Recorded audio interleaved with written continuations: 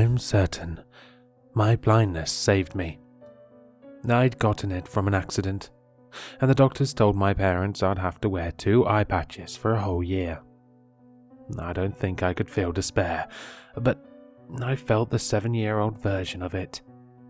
For me, a year was like 10 that I'd have to walk around blind. Nevertheless, morning came, and night after that. Life progressed, and I adapted to my situation, much quicker than I thought I would. I found an interest in music. It took all the time I'd spent on watching television and playing sports. But what stuck out for me the most was the twittering. When I'd got back from school, I'd spend hours laying down in the forest beside our house, just to listen to twittering and birds. They came in different rhythms and pitches and melodies. I felt joy at some, sorrow at others. It didn't take long before I'd heard all the birds and their tunes.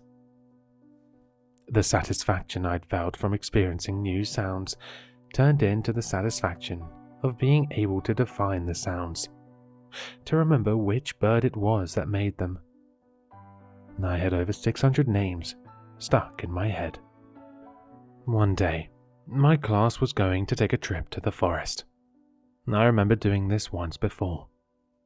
We'd walk together for around an hour to a spot in the woods, far into the woods, but quite beautiful, and they'd let us do whatever we wanted. I remember hearing twittering that confused me. It was so familiar, yet so different. It was like a mixture of every bird, like something imitating twittering. I walked towards it for a few minutes to hear it better, but the volume of the noise never changed.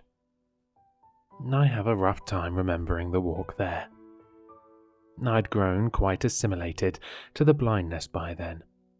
I know I'd felt a myriad of things, like the cold wind or the warm sun on my cheeks, but I don't remember it. My mind was solely focused on trying to figure out the noise.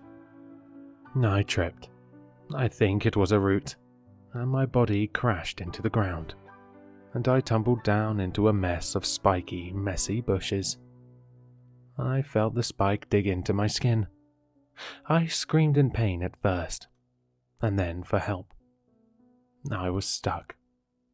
A strand of blood ran down my forearm and dripped off. The blood shifted between cold and hot. Tears well up and soak into the eye patch. The more I pushed and pulled, the worse it hurt. Nobody came. A feeling of claustrophobia welled up. I saw blackness, only blackness. I couldn't move. My mind thought I was stuck far beneath the ground, in a large sharp vine. I'd have to stay here for a very long time, completely alone, in a very tight space. The feeling of claustrophobia had begun very small, coming from the deepest part of my gut, but the second I noticed it, it grew to such a discomforting feeling that I couldn't help but grunt and twist. The pain kept me at bay. The bird had stopped twittering. My screaming probably scared it off. I didn't care about that anymore, however. I just wanted to get back.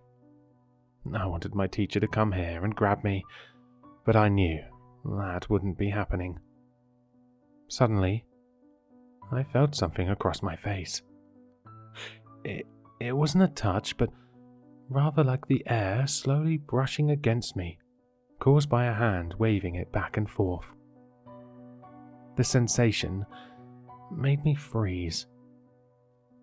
"What happened to your eye, little one?" I heard, a loud booming voice. I forgot how to speak. "Who are you?" I said, but there was only silence. A little bit later, I decided to speak again. "Mum had an accident, and she splashed boiling water on them.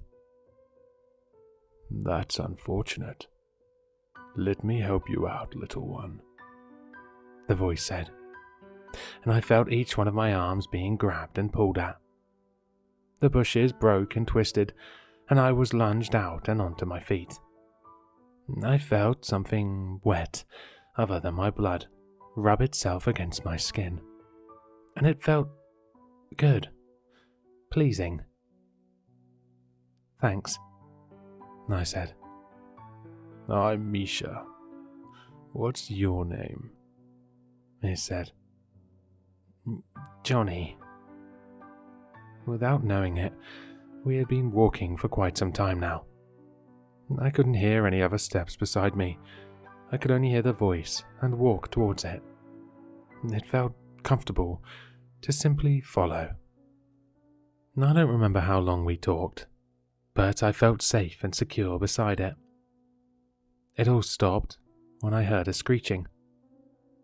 All of a sudden, I heard a thundering footstep that ran away from me, and I was grabbed and pestered with questions about if I was okay.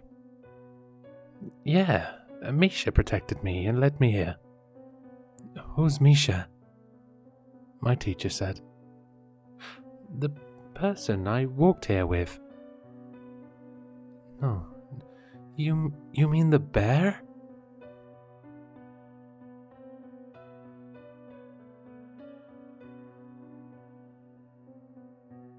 Hello, sinister listeners.